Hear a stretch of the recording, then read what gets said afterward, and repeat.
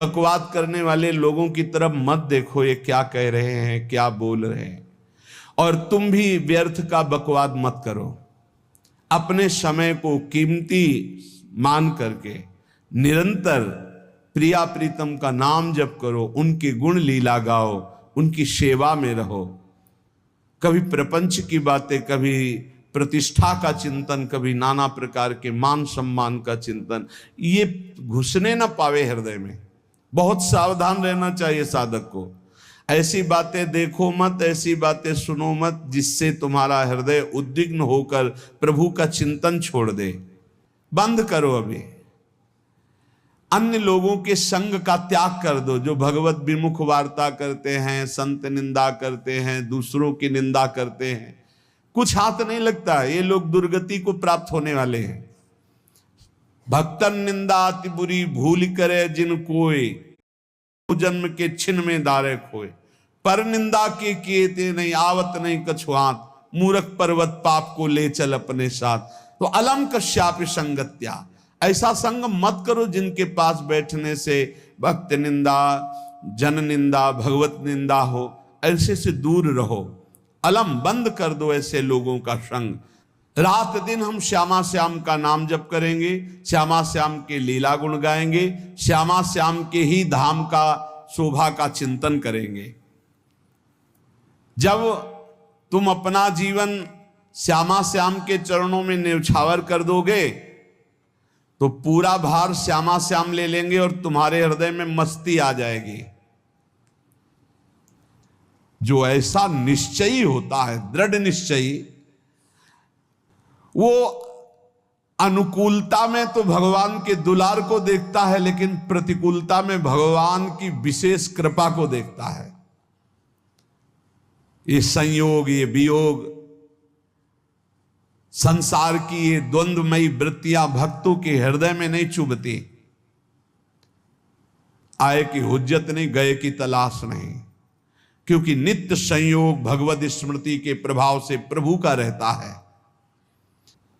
शोक, विषाद बहुत ध्यान देने योग्य विषय है। तभी लोगों को ऐसा लगता है कि ऐसा कैसे हो सकता है। भक्त के चरित्रों को जब सुनते तो लगता है ऐसा।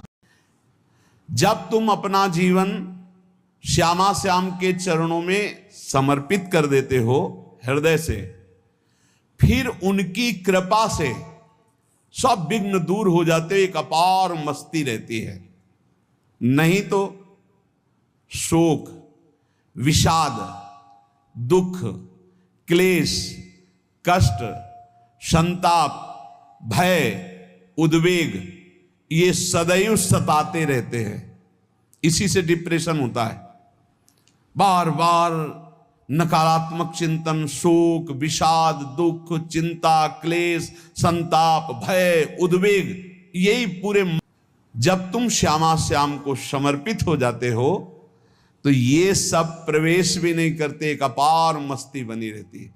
अब क्या होगा? श्यामा श्याम जो करेंगे वही होगा। श्यामा श्याम पता नहीं कैसा करे, नहीं, वो सदैव मंगल भवन है, वो जो करते महामंगल होता है। यह निश्चय उपासक के हृदय में आ जाना चाहिए। इसलिए अपना सारा मन, सारी बुद्धि, सारा जीवन, प्रत्येक श्वास प्रभु को अर्पण कर दो। फिर देखो तुम निहाल हो जाओगे।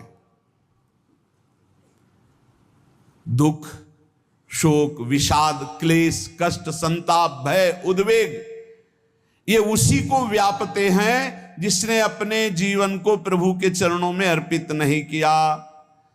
इसलिए तुम अपना सारा मन, सारी बुद्धि, सारा जीवन, प्रत्येक श्वास केवल प्रभु को अर्पित कर दो। फिर देख लेना श्वास कैसे अर्पित की जाती, राधा राधा राधा।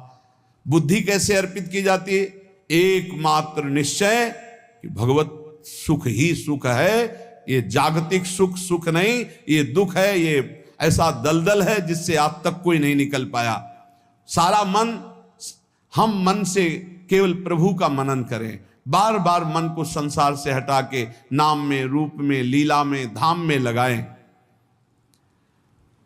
बहुत प्रसन्नता हो जाती है उस उपासक के हृदय में जो अपना मन बुद्धि प्रभु के चरणों में अर्पित कर देता है। भगवान ने तो इसको बहुत उत्तम स्थिति बताया है कि मेरे से कभी वो अलग हो ही नहीं सकता यदि मन बुद्धि अर्पित कर दिया। मयि एव मन आधत्स्व मयि बुद्धिम निवेशय, तो निवश्य मयि एव अत ऊर्ध्वं न संशया, बिल्कुल संशय नहीं, वो मेरे में ही निवास करेगा जिसने मन और बुद्धि अपनी मेरे में अर्पित कर दी। बहुत प्रसन्नता रहेगी उस उपासक के जीवन में जो अपने आप को मन बुद्धि सहित प्रभु के चरणों में समर्पित कर दिया है। भगवान का आश्रय लेने वाले की पहचान है हर परिस्थिति में प्रसन्न रहना। देखो आप भगवद आश्रित हो कि नहीं, देखो अनुकूल परिस्थिति में तो सब प्रसन्न रहना, लेकिन प्रतिकूल परिस्थिति में प्रसन्न रहना ये भगवान के भक्तों का लक्षण है। हर परिस्थिति में प्रसन्न रहना ये भगवान के भक्तों का लक्षण है। आनंदगन भगवान का आश्रय मिलते ही आनंद छा जाता है हृदय में। उनके पास आनंद का अभाव होता ही नहीं है। जैसे सूर्य का प्रकाश उदय होते ही सूर्य का प्रकाश संपूर्ण अंधकार को नष्ट कर देता है, ऐसे ही भगवान का संपूर्ण आश्रय लेते ही सब दुख चिंता शोक नष्ट हो जाते, आनंद ही आनंद। तुम भगवान के मंगलमय रूप को नहीं जानते हो, पर उनके मंगलमय भाव को विधान को मानना शुरू कर दो। जो भी होता है मंगलमय होता है। हमने जीवन में देखा है, अगर इधर कोई बहुत बड़ा सुख दिया तो देर नहीं लगेगी, 24 घंटे नहीं व्यतीत होंगे और ऐसे दुख दे देंगे, जिससे दोनों का समान भाव रख करके ना दुख में तुम भूलो प्रभु को, ना सुख में फूलो, सीधे भगवत मार्ग में चल। पूरे जीवन की बात देखा है। भगवान के मंगल विधान में सदा सर्वदा सुख ही सुख है, इस बात को मान के प्रसन्न हो जाओ।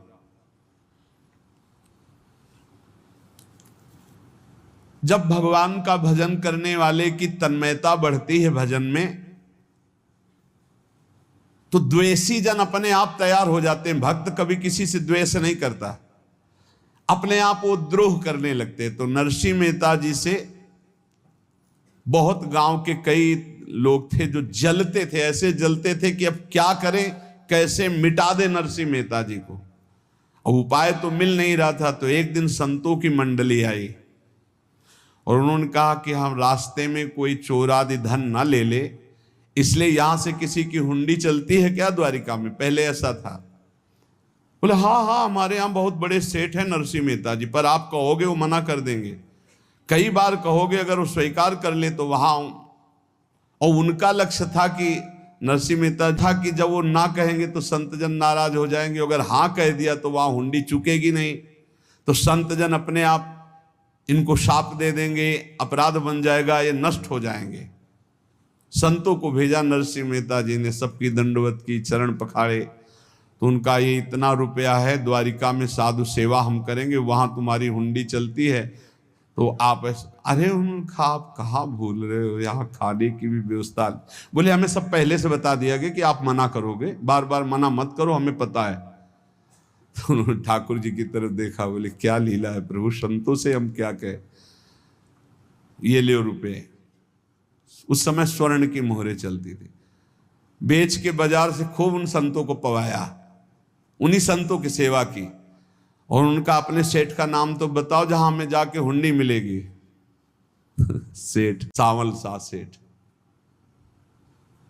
संत जन गए वहां, पूछा कि नरसिंह मेहता जी का जिन सेठ से परिचय, उनका नाम सावल सा सेठ, उनकी गद्दी कहाँ है? तो जो कुछ भक्त थे वो द्वारिकाधीश की तरफ संकेत करते कि वही हैं। बोले नहीं वो सेठ है, उनकी गद्दी चलती थी, पूरी बाजार में कहीं कोई। अब संत जन एकांत में होकर के बहुत विचलित हुए, क्या हमारे साथ धोखा हुआ? नरसिंह मेहता जैसा संत क्या धोखेबाज हो सकता है? देखो संशय तो बहुत विचित्र होता है। बड़े बड़ों को संशय हो जाता है। जब भगवती सती जी को संशय हो गया, राम जी को, हे खग हे मृग हे मधुकर श्रेणी, ऐसा पूछते हुए कि सच्चिदानंद कैसे हो सकते, तो किसी को हो सकता है, क्योंकि वो बुद्धि की अधिष्ठात्री देवी है। जो ही उनके मन में ऐसा आया कि क्या हमारे साथ धोखा हो रहा है, इतने जय हो सावल शाह सेठ की।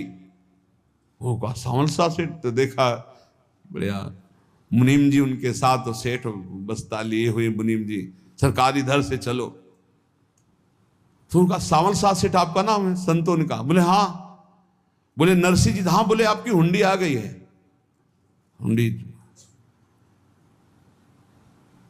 एक कागज में लिखा कि ये हमारे सेठ जी को दे देना। वैसे लोग मुझे माखन चोर कहते, कोई कुछ कहता, लेकिन आपने सेठ बना दिया। जब आपने सेठ बना ही दिया तो आप कभी परवाह मत करना तुम। और ये सेवक आपकी सेवा में सदैव तत्पर है, भगवान ने ऐसा लिखा। जो भगवद आश्रित है, एक बार ये चलता रहता है, जो संत जन होते हैं उनके विरोधी अपने आप बन जाते हैं, किसी से कोई मतलब नहीं, अपने आप विरोधी बन जाते हैं। कबीरदास जी का पूरी काशी में यश था। भजन करने वाले महापुरुषों का यश बढ़ता है जब, तो जो भजनहीन होते हैं उनके हृदय में जलन पैदा हो जाती है और उनको विविध प्रकार से फंसाना चाहते हैं, उनको कष्ट देना चाहते हैं। तो कबीरदास जी के यश को धूमिल करने के लिए कुछ ब्राह्मणों ने एक रचना रची, मूड़ मुड़ा के कबीरदास जी के शिष्य बन करके पूरी काशी के सब आश्रमों में निमंत्रण दे आए। कल भंडारा है, संत सेवा है, सबने स्वीकार किया। कबीरदास जी अपनी दिनचर्या करके निकले तो संत मंडली आने लगी। बोले कै बजे सेवा है? साधु सेवा। बोले कौन सी साधु सेवा? बोले कल आपके शिष्यजन निमंत्रण दे के आए, पूरी काशी के सब संत आ रहे हैं। कबीरदास जी ने कहा यहाँ तो एक की भी व्यवस्था नहीं, पूरी काशी के संत आ रहे हैं। अच्छा समझ में आ रहा है, लीला बिहारी तुम लीला करना चाहते हो। गए अपना निकल गए गंगा किनारे, एक झाऊ के नीचे बैठकर अपना भजन ध्यान में मगन है। 11-12 बजे तो उन्होंने देखा संतों की मंडली अब काशी तो बहुत। कबीरदास जी ने देखा कि आश्रम की, तो बोले पता नहीं क्या होगा, चलो चलते हैं। तो ऐसे गमछा वस्त्र करके ऐसे डालकर मुंह ढक करके, वहां बड़ी बड़ी पंगत लगी थी। कबीरदास जी सबको पाओ जी पाओ। कबीरदास जी के रूप में स्वयं भगवान पाओ जी पाओ। कबीरदास जी ने कहा अच्छा जब स्वामी परस रहे तो हम भी बैठ के पा ले। तो जब उसी पंगत में बैठ गए अपना कपड़ा ढक करके, और जब मोहरे की दक्षिणा दे रहे थे सब लोग कि वाह कबीरदास जी ने आज तो साधु से सबको। जब कबीरदास जी के सामने आए तो ऐसे के बोले देखो जो मेरा होता है उसे मुंह छुपाना नहीं पड़ता, मुंह ढकला नहीं पड़ता। लो दक्षिणा, तुम भी दक्षिणा लो। कबीरदास जी को कबीरदास जी दक्षिणा दे रहे, और वो कबीरदास जी है भगवान, और ये पाले वाले कबीरदास जी है भगवान के जन। कभी भगवान अपने अरे जमाने जोर लगा ले, कितना जोर लगाएगा, भक्त और भगवान का झंडा कभी न झुकने पाएगा। बिल्कुल चिंता शोक भय उद्वेग रहित जीवन भगवद आश्रित। तुम भगवान के मंगल विधान में सदा सर्वदा प्रसन्न रहो। अब ये विचार कर लो कि भगवान जो करेंगे तुम्हारा मंगल करेंगे। अब थोड़ा ऐसा बीच में लगता है कि अमंगल हो रहा है क्या, लेकिन पक्का समझो बहुत बड़ा मंगल उनका विधान होता है, बहुत ही उत्तम मंगल होता है।